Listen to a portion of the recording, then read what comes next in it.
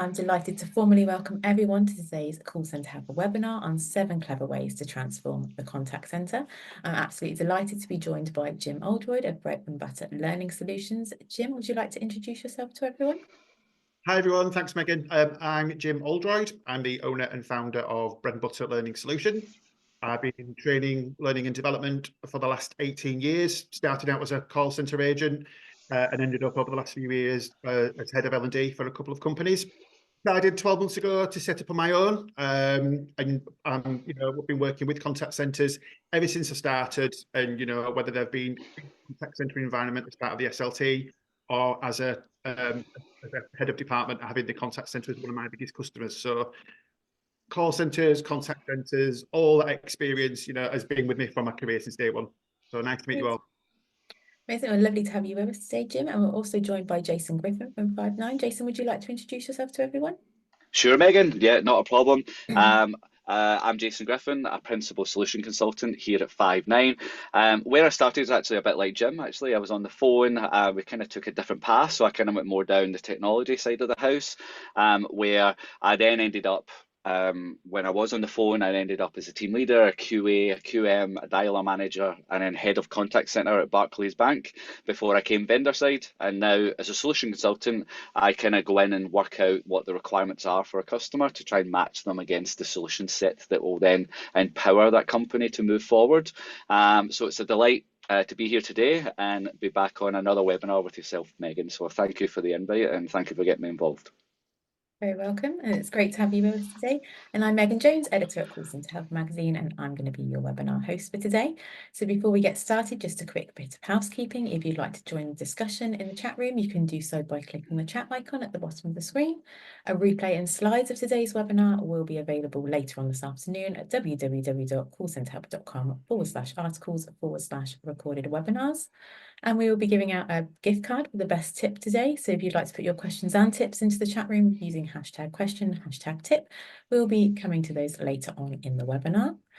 Okay, and we'll shortly be coming to Jim Oldroyd's presentation. But before we do, we've just got time for a quick poll. And that is... Sorry.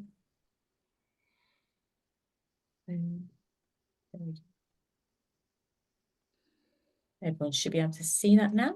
That poll is, what do you think is the most crucial factor for improving productivity and development in a contact centre? So the possible responses there are effective training and upskilling opportunities, clear and achievable performance targets, a supportive and collaborative team environment, access to the right tools and technology, regular feedback and performance coaching, and work-life balance and wellbeing initiatives. And Jim, what are you expecting to see on this one? All of the above. Really, I'm going to be biased. In a perfect world. Perfect world, absolutely. Effective training and upskilling opportunities. Obviously, that's my bread and butter, pardon the pun, but that's... Amazing. Okay, we'll just give everyone a few more seconds to take part in that one. Okay, just click end there. So you'll be pleased to see, Jim, effective training and upskilling opportunities has come out high there, but also access to the right tools and technology, as well as a supportive and collaborative team environment, all ranking quite highly there. So I'll stop sharing those, and without further ado, if you'd like to share your screen, Jim. Absolutely, thank you.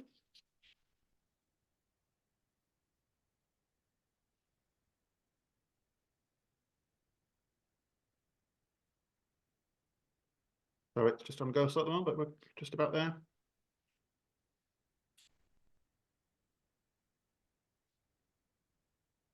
There we go. Can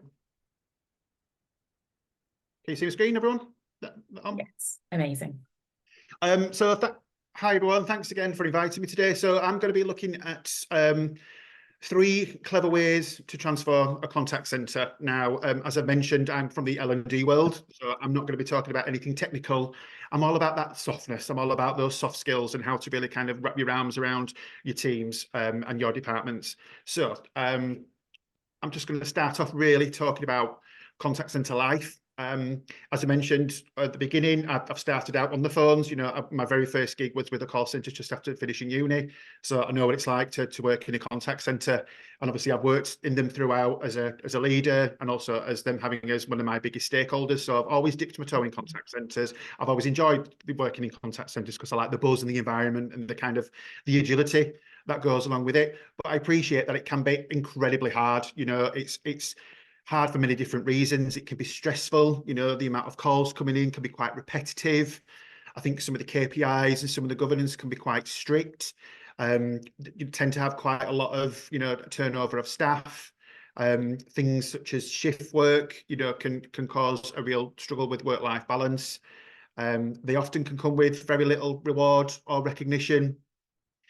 You kind of think there's not a great deal of autonomy. And also the perception of being and working in a contact centre as well. You know, if you tell someone I work in a call centre, people might have a certain perception of, you know, what that role does. It doesn't involve much skill. And I'm not saying I agree with that, because I completely don't. But I think, you know, I do recognise, you know, and I think it's important to recognise that working in a call centre and a contact centre isn't easy. You've got to wear many hats. You've got to tick many boxes. You've got to please a lot of people. And often, like I said, you get very little reward or recognition for it.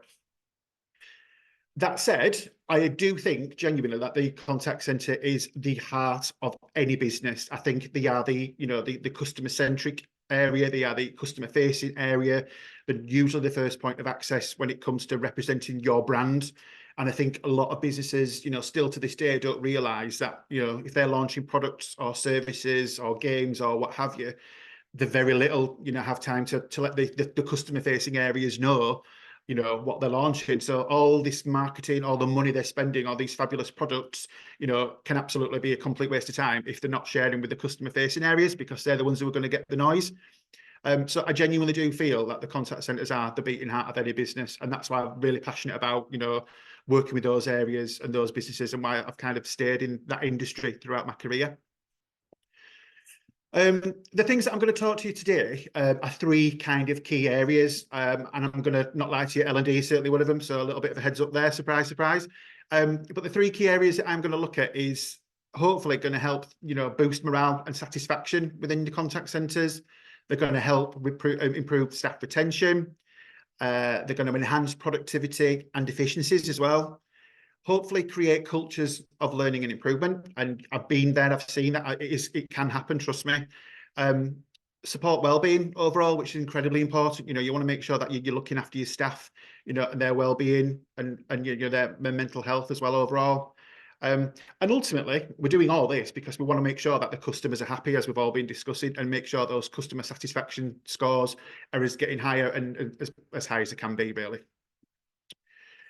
So, as I mentioned, there are three kind of key factors that I want to talk about today. And these are the things, I'm not saying I've got all the answers, but what I'm saying in my career over the last 18 years, 20 plus, if you're including me being an agent in the contact centre environment, but these are the kind of the key things that I think can really drive almost instant improvement. That's the environment that the contact centre is based in, the environment that you're working. And I don't just mean the physical environment, I also mean like the culture as well. I also think reward and recognition of your agents and your teams is incredibly important. And as I mentioned, last but not least, certainly training, learning and development absolutely is key as well. So what I'm going to do is I'm going to break down each individual area and discuss in a little bit more detail, and I'd welcome your thoughts as well. So the first area I want to have a look at is environment. Okay, now the physical environment, but also how to, you know, have a great contact centre culture.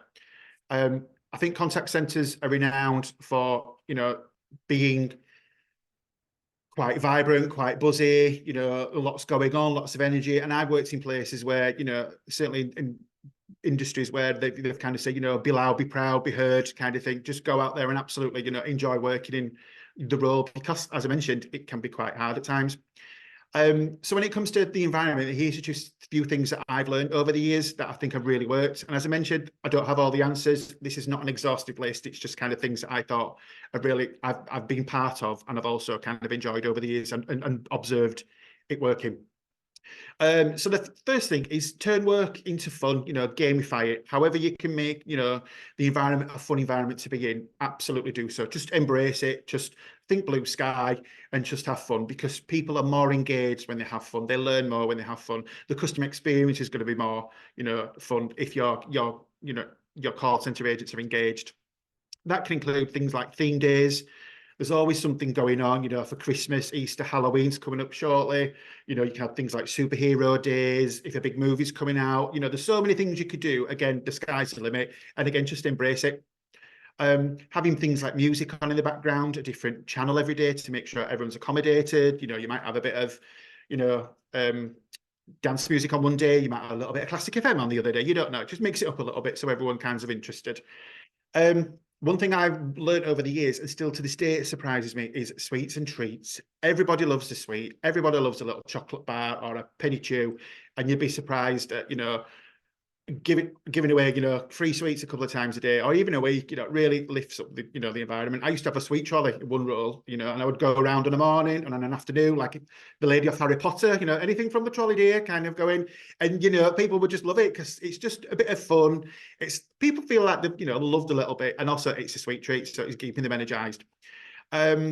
Working from home, and I think this is quite a crucial one now, because I've worked from home since 2010 in a contact center environment and piloted that in one of my earlier roles. And I think obviously the world has changed the last 4 years through the pandemic, but I think there's certain people who don't want to work from home, certain people who've been recruited, because they've been able to be recruited because maybe they don't live as close to the office anymore. And I think it's great to be flexible with those people. People want to come in, absolutely let them. If people want to work from home, again, let them. But all about keeping people inclusive and involved, and making sure that even though you've got people that are spread out all over the country and what have you, you're still one team.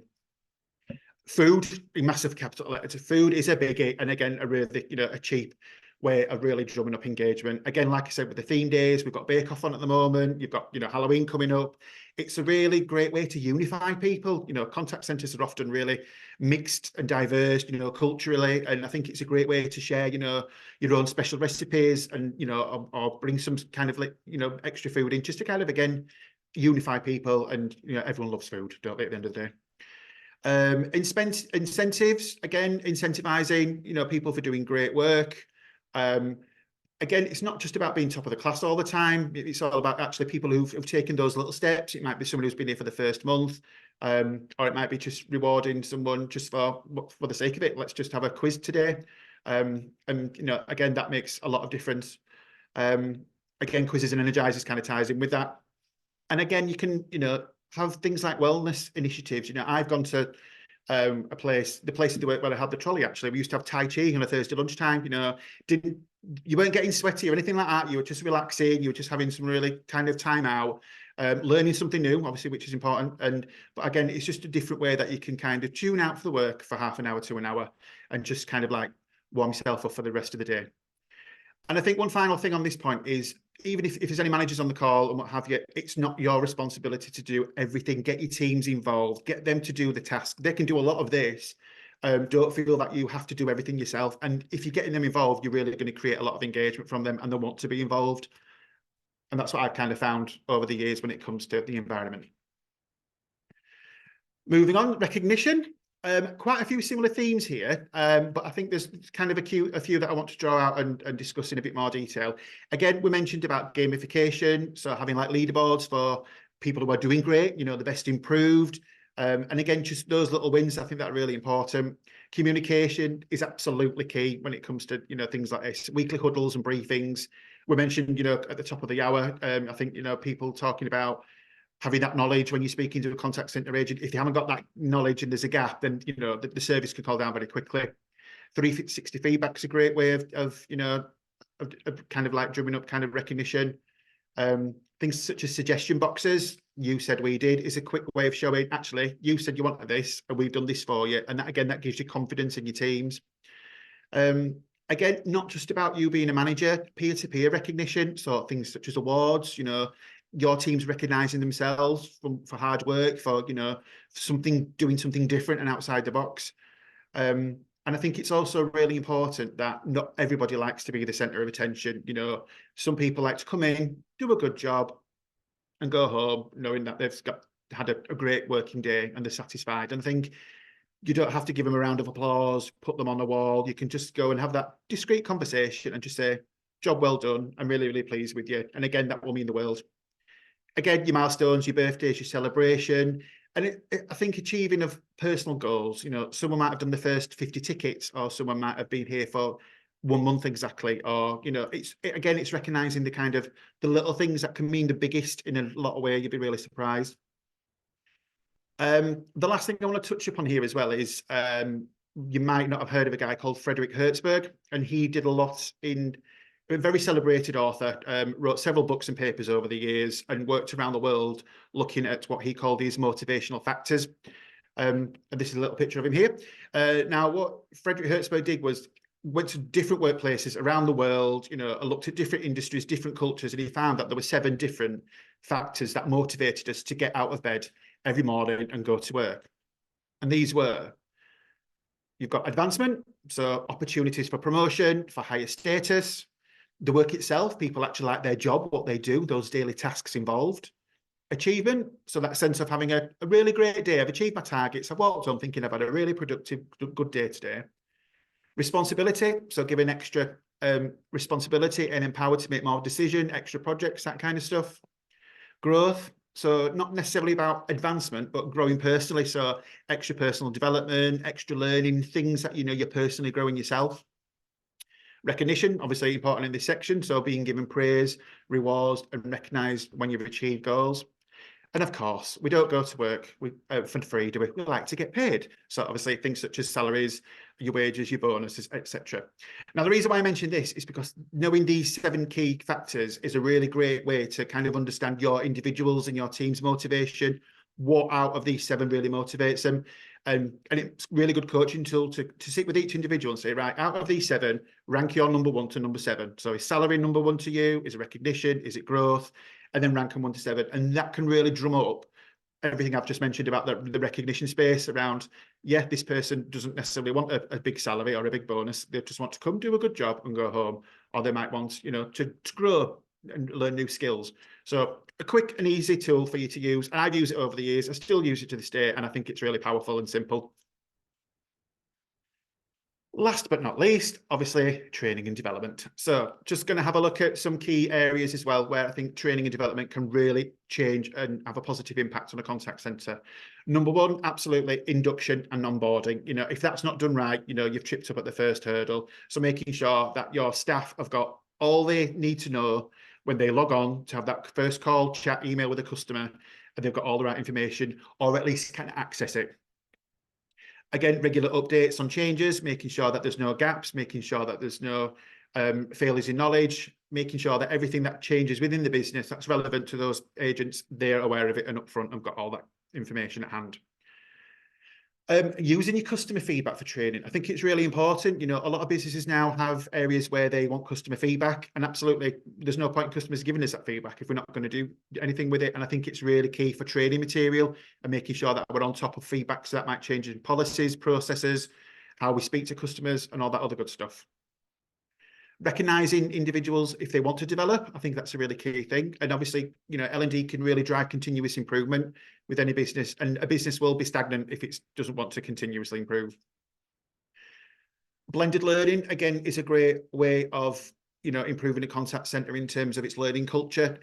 We've moved on from, if you're not in a classroom, you're not training, and still a lot of, you know, senior people think, well, if you're not classroom training, that's not training. That's outdated as far as I'm view, you know, in my view. Yes, there is still an element of that, but people might want to do extra learning outside, you know, of the classroom. Then there's access to so much now on like LinkedIn, on Alison.com. There's logs, blogs, vlogs, everything that you can think of. And, you know, you can also get access to e-learning. There's absolutely, you know, a minefield of training out there for those that really want to kind of like do extra. And you can use blended interventions as part of your L&D offering to suit everyone's learning style, because we all learn differently at the end of the day. I think from a contact center point of view, and I've seen this numerous times, and it really does work, it's make a commitment to training. You know, when you're you've got your resource planners, allocating bums on seats and call volumes and all that stuff. Make sure you have a good percentage of training time, throughout each month. Resource planners hate me over my career. They can't stand me because they want the bums on the seats, but I want the bums off the seats, training and development. So the amount of times I've clashed, in a nice way, but the amount of times I've clashed with resource planners over the years because, they want their jobs doing, but also I want mine doing. But I think it's important if you make that contracting up front and say, yes, absolutely, we're going to make a commitment. And you see nowadays, the next generation of, university leavers will look at learning and development opportunities within the business. How can I grow? How can I develop within your business? And that's when I'm going to invest in you. I think, a personal learning journey as well is great because it's not all about, everyone wants to go on the same route. Not everyone wants to be a manager. Some people just want to stay happy and personally grow. And again, that links back to the Hertzberg, understanding what your teams want and what motivates them. All of this really will make a culture of learning. And I think, this, again, it's not an exhaustive list, but this is the things over the years that I've kind of picked up. And ultimately, it's about making learning fun, because if you're not having fun, you're not gonna take as much on board. And I think the amount of, I had someone reach out on LinkedIn to me a few weeks ago saying, I still remember their training I did with you 14 years ago. And I thought, wow, that's something. And, those are the moments that make me smile. And that's the reason why I still do the job that I love today. I think finally, ultimately it's about the customer at the end of the day, and you want to make sure that you create an environment, ultimately that's going to be centric for that customer. And I think these 3 elements that I've just discussed will really help that. Thank you very much. Thank you so much for that, Jim. I think for me, one of the biggest points that stood out there was about that discreet recognition. Not everyone wants that big song and dance. And I think it's important that leaders remember that and make sure that those people who don't want the big show still get recognized in a way that suits them. Okay, and so yeah, thank you so much for that, Jim. We've now got time to move on to some top tips and questions that have been coming in from the audience. Okay, so we've got a question from Tom saying, how does working from home impact the agent and customer experience? Jason, would you like to take this one first? Sure. The answer should be it should have 0 impact, to a degree, I think. I think that to the customer experience, it should have 0 impact, but to the agent experience, it should actually potentially improve it because of that kind of work-life balance sort of idea. So their morale may increase because of the flexibility, and Jim kind of talked a bit about that as well, that the company's actually given them. But to the customer experience, it should be no impact. It should be as if they're all together in the office and it should actually be reacting no differently. Not a lot of businesses yet do that as an experience, but the answer really should be 0 to the customer and hopefully equal, if not a slight improvement on the agent experience, I would say. Amazing, and great to see that it is different, that the benefits there for agent and customer are very different. So Jim, anything you'd like to add on this one? Well, I fully agree with what Jason said. It should have 0 impact, really, on either the agent and customer experience. I think briefly, when I first started years ago working from home, we did a pilot. We had agents who were actually based in the office who we allowed to go home for 6 months. And I think from then we saw noticeable differences in health and well-being. They weren't going to the snack machine, they were going for walks. Productivity was better because people were taking less sick time. They would actually log on, because a lot of the time, you can't be bothered to get up, get showered, get washed, brush your teeth. You know what? I'll sit at work in my pajamas and I'll just work. And overtime was readily accessible as well, because people said, you know what, I don't mind staying on for an extra hour or 2 because I don't have a commute. So those kind of things, really set up us for success, because it was the little things that we didn't even think about, especially the well-being point of view.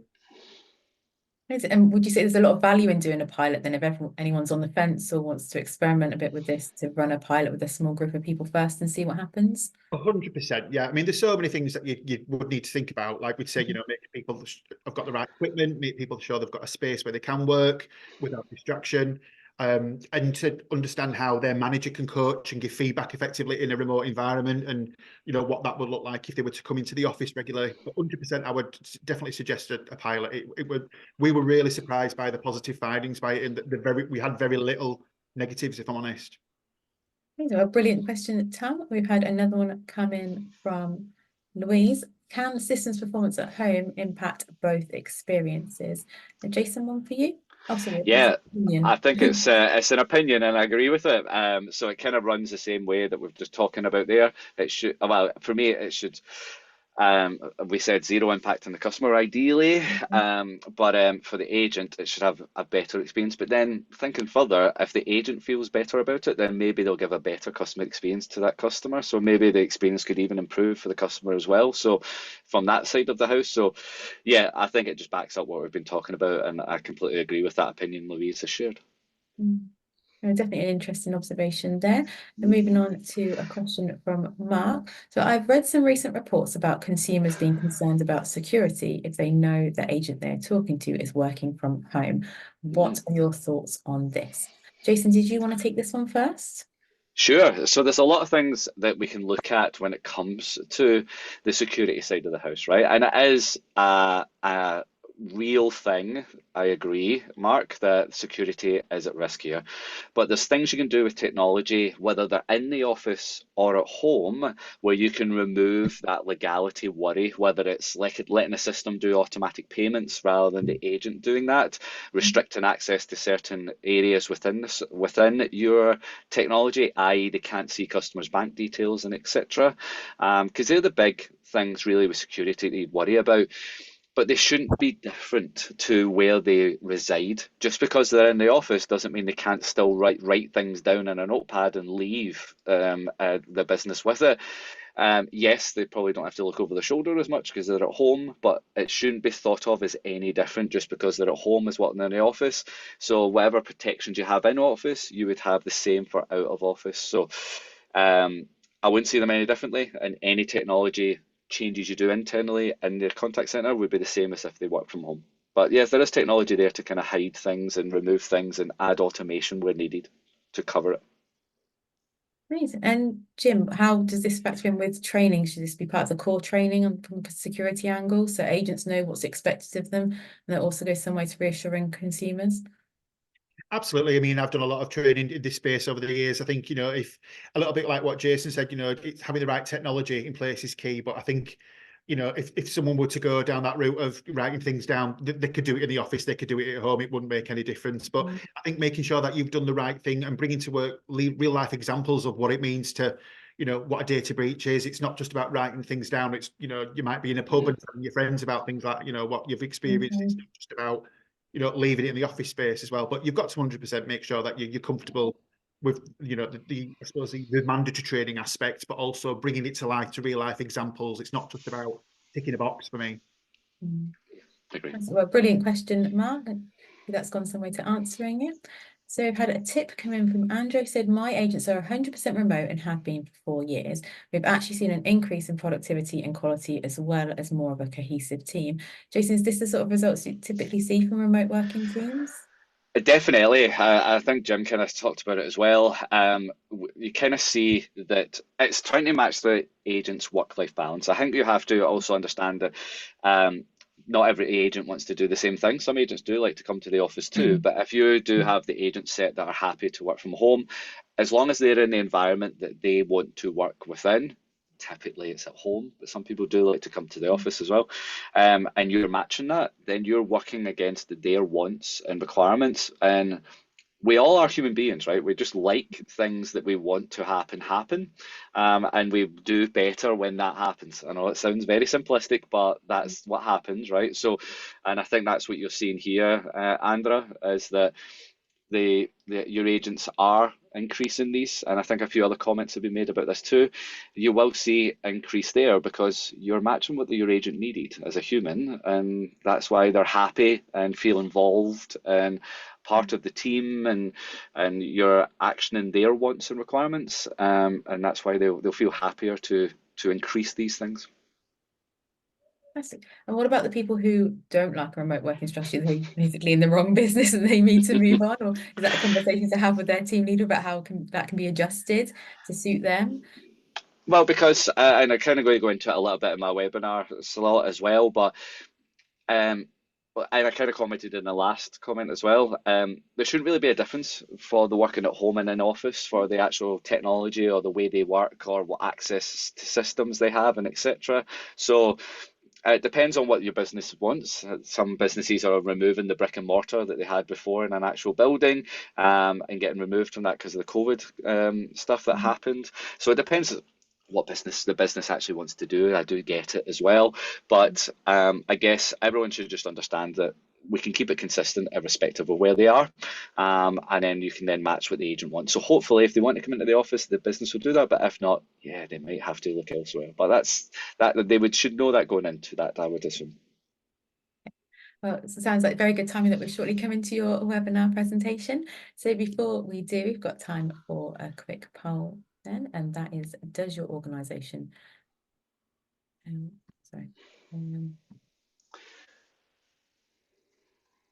one here that everyone should now be able to see, does your organisation plan to implement AI and automation in the next 12 months? That's yes, no, maybe, or we already have. And Jason, what are you expecting to see on this one? Well, I'd like to see a lot of yeses, for sure. So obviously the industry is a boom at the minute with the AI comment in there. And we're kind of going to go into some of that shortly. But I think it kind of is a lot of businesses' strategy to bring in something AI. A lot of the time it's a misnomer about what AI I do within the business, and I'll discuss some options coming up. But I think a lot of call center strategies is to bring it in if they haven't already some degree of it. So I'm hoping there's a lot of yeses. Yeah, And there is. you can see there are a lot of yeses there, and then 22% of the audience said they already have as well. So I'll stop sharing those results now, and Jason, over to you if you'd like to share your screen. I certainly will. No problem. Okay. Thank you, Megan. Thank you for the handover. So yes, what I want to take you through today is to kind of take away these takeaways. That was too many takeaways, but I'll take away these takeaways from the actual presentation I'm going to go through. And these are the 4 points I kind of wanted to pull out from it. It's to talk about transition to cloud, because I think the saturation within the marketplace is still trying to move actually a lot of companies from on-premise to cloud, which is sometimes surprising based on the conversation we just had about working from home, and what that brings. Yes, you still need in building stuff, but that kind of flexibility that kind of brings, that transition to cloud. We also just talked about some of the AI stuff, so I'm going to try and touch a little bit on that. And that's going to be married up with some of the omni-channel experiences we can see, and then also personalization and continual improvement. So hopefully by the end of this, you'll then have a bit more of an idea for those kind of 4 points going forward. So if I start at what is the most important to improve in a contact center? I know I think that's quite a big question. So what I've tried to do is kind of break that down into 4 things I kind of see in the industry at the minute. And that is only 60% of customers facing staff now work from home. That is a good number, I have to say, but that could be a higher number. I'm not saying it has to be 100%, because we still need buildings, we still need the economy to do whatever the economy does. But I did see from a few comments in the chat as well, where they'll have days in the office, days at home, some people coming in, and we talked about that mix of some agents who like to work in the office, some agents who like to work from home. It's that kind of flexibility from there. But that 60% is what we see. 67% of users prefer self-service support, and I'm going to dive into that a bit more. The failure to deliver seamless omni-channel experience. There is quite a big misunderstanding between multi-channel and omni-channel. Okay, so a lot of businesses have that multi-channel setup, and that is where they have the capability to receive calls, to receive web chats, to receive SMS, emails, WhatsApps, whatever. But they're not all from the same system, but they also do not talk to each other. You can't go from one to the other seamlessly. They're all individually siloed from each other, and that's the big difference from multi-channel. Yes, you can do the channel, but in omni-channel, do the channels talk to each other and kind of work in harmony across the two, right? And we expect that as customers, end customers, but don't always get it. I spoke to an airline recently, I will not name them, and I was told they couldn't perform my transaction on a web chat, and I had to call them. That was super frustrating. So they had multi-channel, but not omni-channel, because to complete a task, I had to call them. And I'm sure we've all been through something like that, similar personally. That's the big difference and kind of where we need to move. And then 77% of leaders say deeper personalization boosts retention and cuts cost. I will completely dive more into that, but we do find with the silo of channels, that multi-channel versus omni-channel, we also see that with the data sets that then come back out of it as well, where no one knows what happened on one channel against the next, or using that data to build a unique flow for that customer journey flow through your business that's unique to them, because you should have all the data on your customer to then handle them the way you need. And I'll dive a bit more into that shortly. So if we talk about the transition to cloud, I kind of wanted to kind of pull out the advantages of moving from on-premise to cloud. So in the on-premise, that is where you have the air-conditioned room, where you have blinking green lights of all the servers, where you have purchased the servers to the sizing that you may hit at any time. So very likely you've got a system that is built to be too big for your day-to-day using of that system, right? And where the cloud kind of comes into play is that you can utilize it to the number and manner that you require at any given point, but also it's then completely scalable. So instead of having to buy new hardware, you can then turn on a license and cloud, meaning it can scale with you up and down, and you can't do down really in premise, as you require it. So your costs are more aligned to your business efforts, whereas on premise kind of doesn't do that. Then with the better work-life balance, we kind of had a big conversation on that recently in the webinar about people working from home and etc. etc. On premise, that's really difficult, and I think that was brought to the forefront during the COVID pandemic, where a lot of businesses were scrambling around to try and allow their business to continue during COVID, and work out ways to get their agents to work from home. And we've seen a big jump of transition to cloud at that point, because we're able to provide that. But it's just something to keep in mind if you are offering that to your agents, so that better work-life balance where they can work from home, then cloud definitely supports that. And one of the other things I kind of think that is forgotten about is the wider recruitment radius. So when I was hiring, when I was customer side and was being hired, you would typically look at within like a 20-mile radius of your business and kind of look for staff within that area. Now you had to hope that you got good quality within that small radius of recruitment.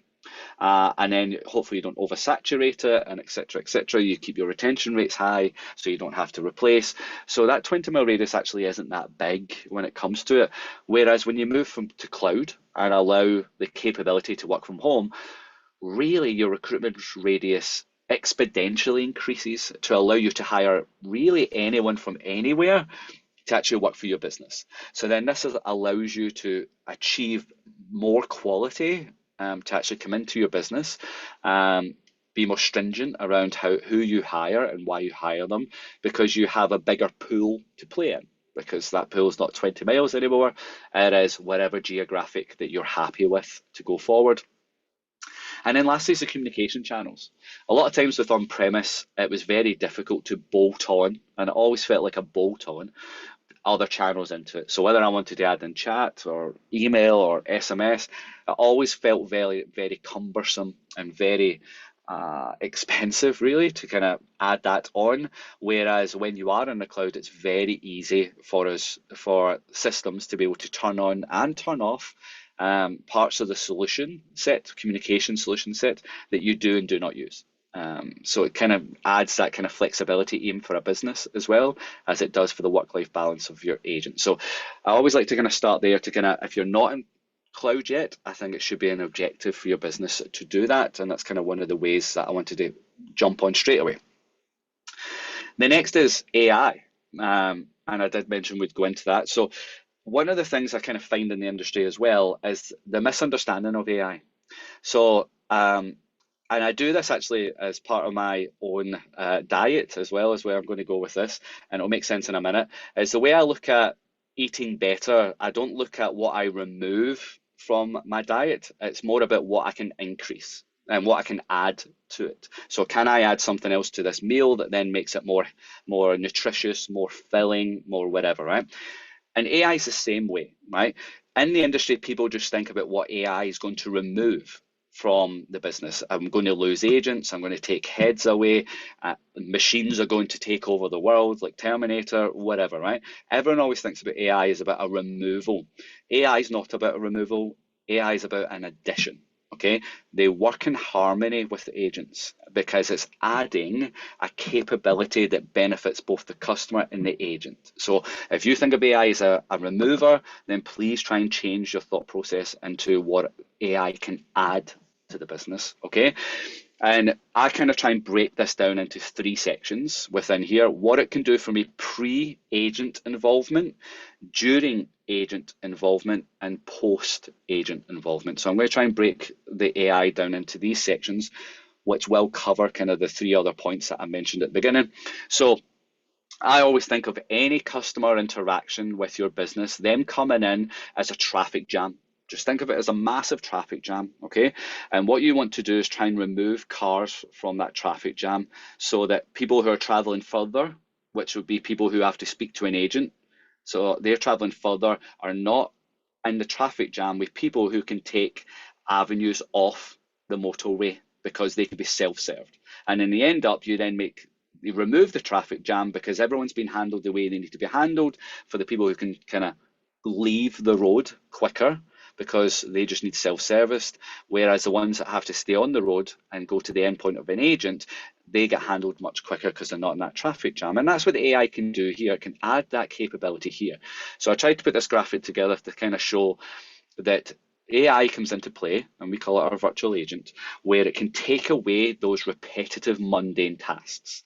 That is the stuff that actually affects your agent as well. So back to stuff that Jim was mentioning, where you keep your agents involved and have time for training and etc.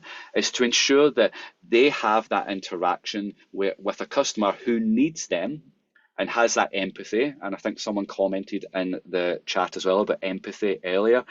You want that conversation that requires the empathy and a human touch, and for them to handle that, speak to an agent, cool. But the ones where it's repetitive, like status updates, ticket updates, changing orders, password resets, whatever, ID and V, so identify and verify, all that can be done by the bot.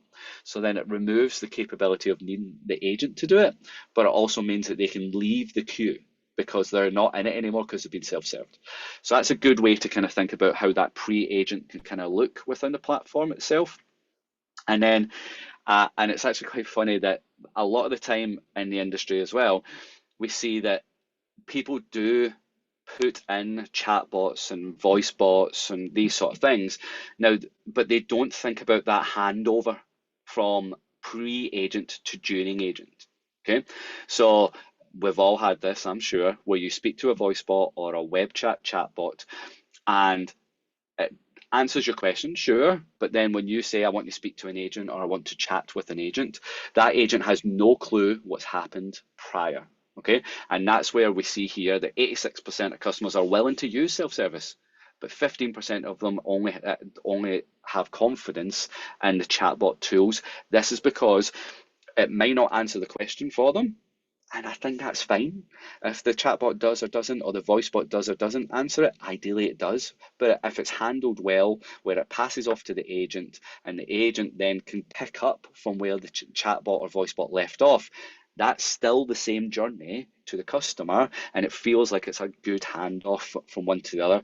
I like to think of it as a baton pass from one to the other, and I have marketed my own phrase called contextual continuation.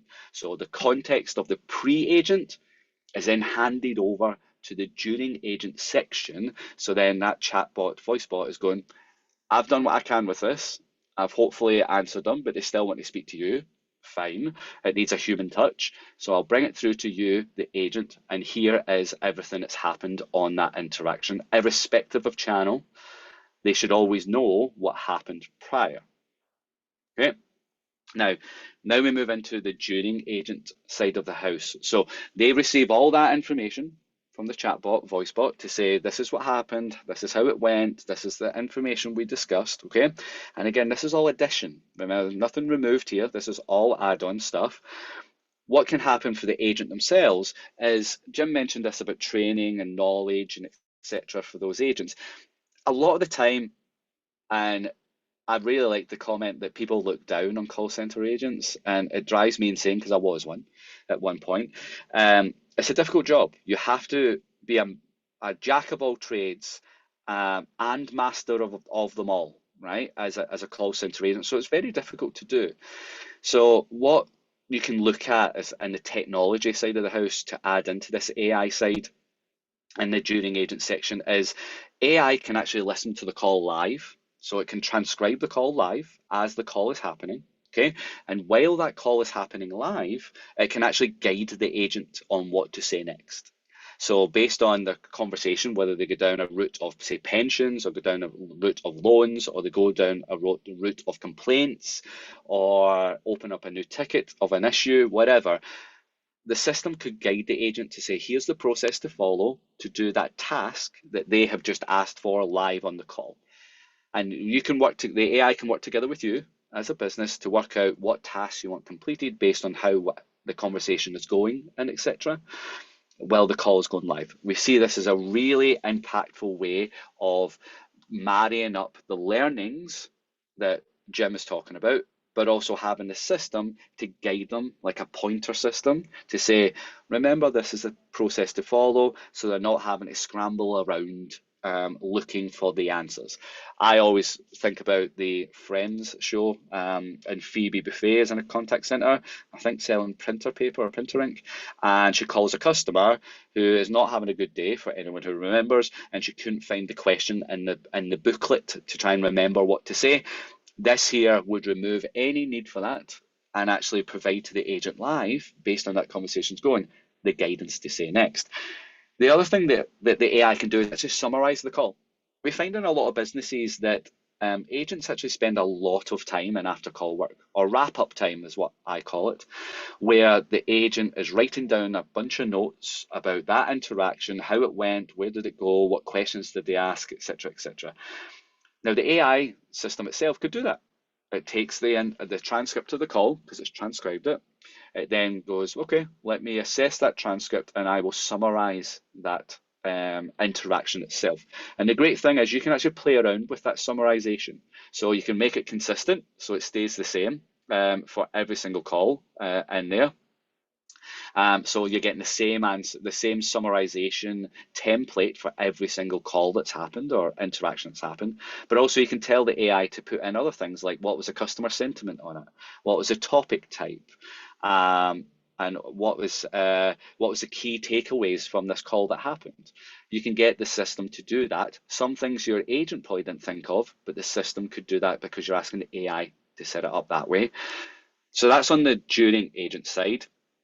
And on the post agent side, and I'm a very big advocate of this, a lot of people kind of look at and say, how do I know by using post agent information, so looking at all the information from pre and during, how do I know what I should be doing in pre and during in the post side of the house to then help improve pre and during?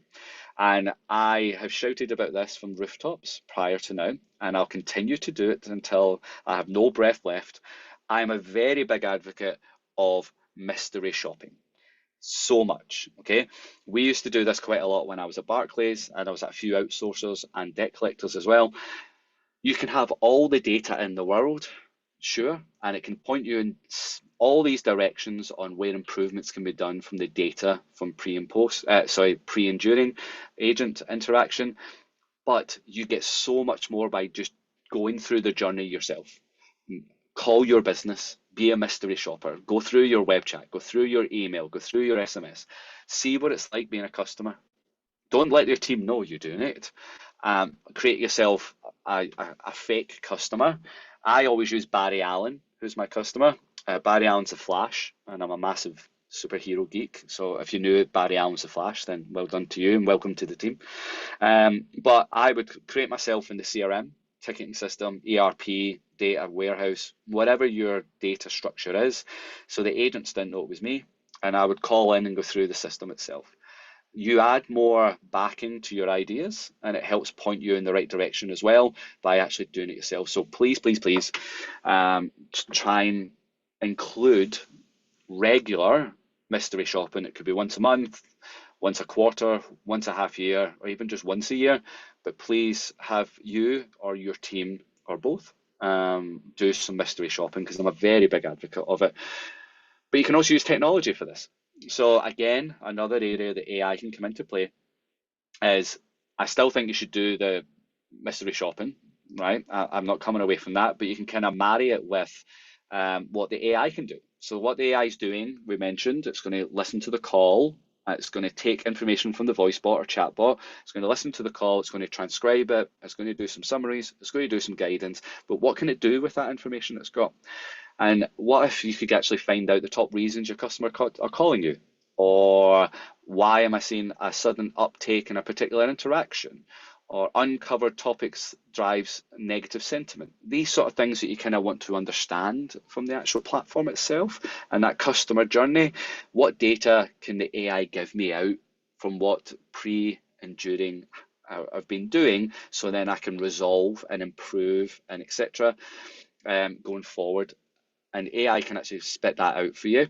So the way I kind of look at this whole process when it comes to the introduction of AI actually into the business, it's kind of this continual improvement, self-evolving life cycle between the 3 stages. So you get your pre-agent, your during agent, and post. So I focus into post for now. What we're kind of looking at is the AI can actually identify pain points and marry it against performance data.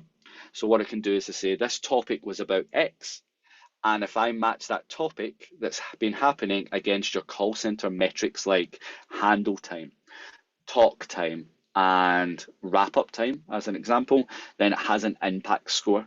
Then you know, oh, we don't have a self-service option for that topic. Maybe we should. So think of it as your operational guidance. We talked about agent guidance for the during agent, but with AI reporting, you can actually use it for operational guidance, so you know where to improve. And the great thing is that because this is across all these 3 sections, they self-feed themselves. So the more calls there is, then there's more post-agent data for the AI to analyze, for them to push you in the right direction to add in better customer journeys or more efficient customer journeys into the pre-agent section. And then all the data is then shared with the during agent, and etc. etc. So it's just all continual improvement. For a place to start, I always say, if you're unsure where to start with the post agent side. That's where I would always start, because you need data, you need to understand where to look, and that AI insight into what's been happening in the pre and during agent section can happen and listen to your calls as of now, right? So that's a help to point you in the direction. So each of these do not need the other to work.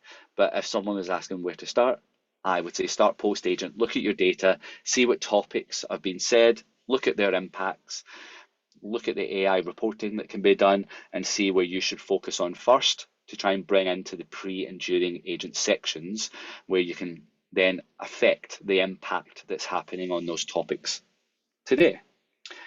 And that is me done, Megan. Thank you so much. Thank you so much, Jason. So one of the things that really stood out to me was the traffic jam explanation. So would you recommend that contact center leaders take that into their business and start using that to explain Definitely their teams, really? Yeah, I think so. I think sometimes it's hard to convey what it's trying to do, but I think the traffic jam is the easiest way I could think of within the contact center to explain what AI can do as a benefit in that pre-agent section. Because we're all being in traffic jams, we all understand it, but you have off ramps and stuff like that. So if you can add more off-ramps into your call center journey motorway, then it means more people can move. And that's where AI is the best way to think about it, is you're adding plenty of off ramps into your customer journey motorway. So yeah, I like that one personally, but if you have your own take on it, sure, but that's how I explain it in my demonstrations to customers.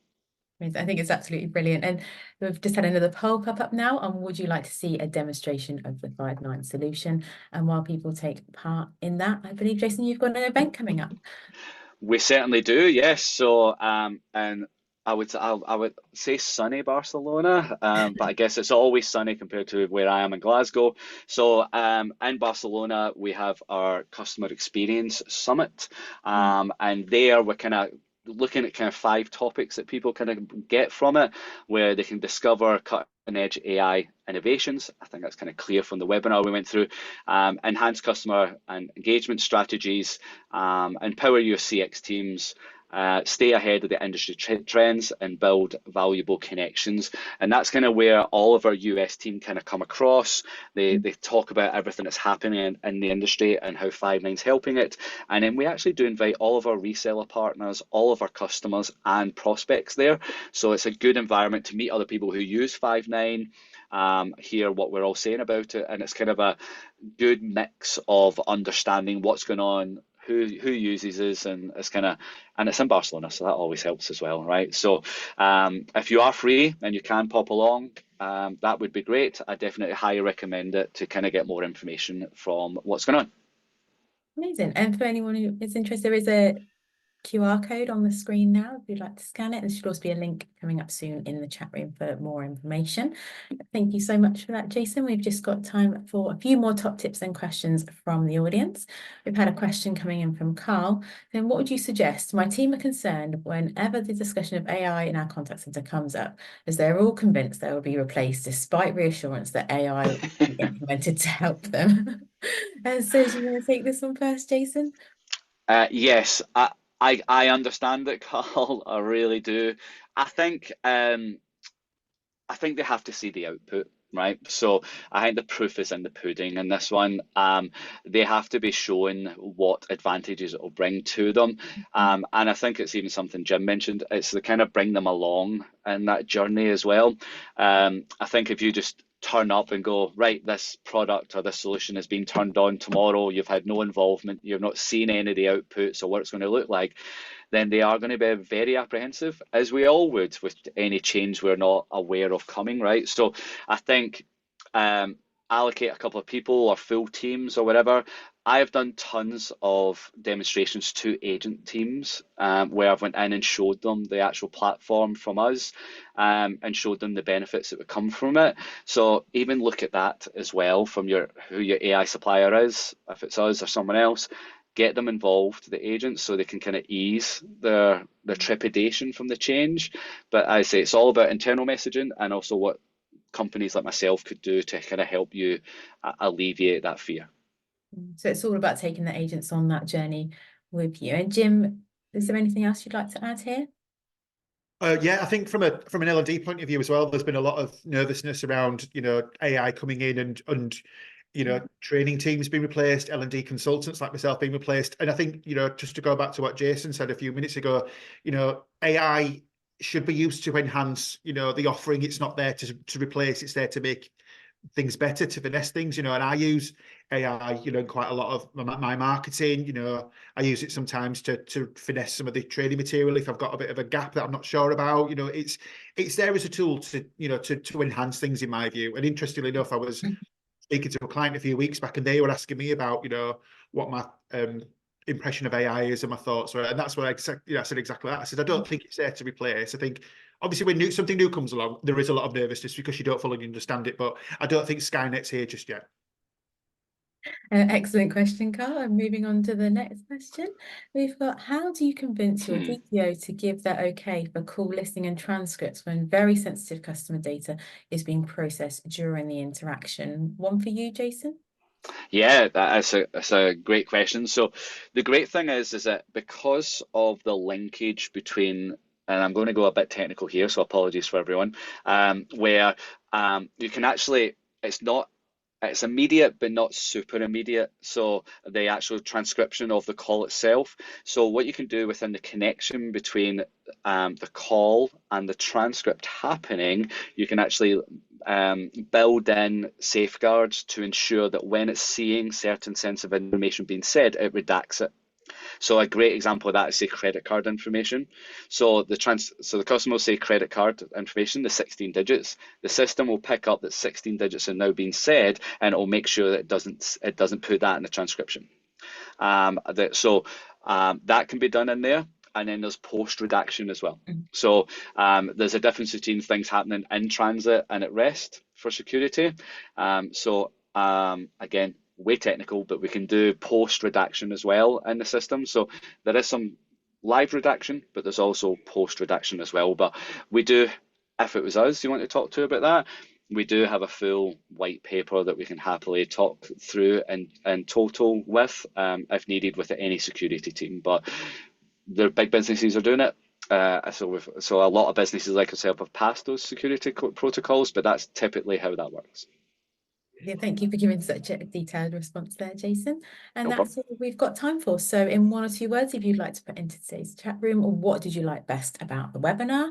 Really delighted to announce the winning tip. It's from Ella, who said, we have a recognition chat, a whole chat dedicated to agent feedback from both team leaders and customers. It's a great way to see everyone's feedback and make the team feel good and recognized. Fantastic, Ella. And then when you leave the webinar today, please remember to fill in our post-webinar survey. It's just 3 questions long and really helps our webinars to be the best that they can be.